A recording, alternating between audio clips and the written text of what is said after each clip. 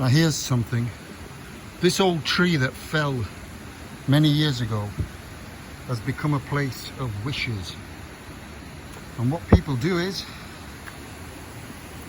in order to get their wishes come true from the fairies, they embed coins into the tree itself. And as you can see, all the way up this fallen tree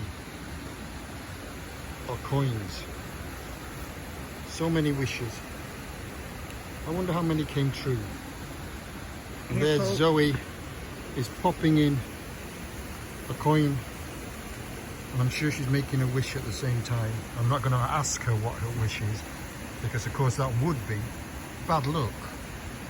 It's between her and the fairies. You got it in? It'll come out That's it? again. No, that'll be fine. Is that okay? That's fine. Yes, I can get it in down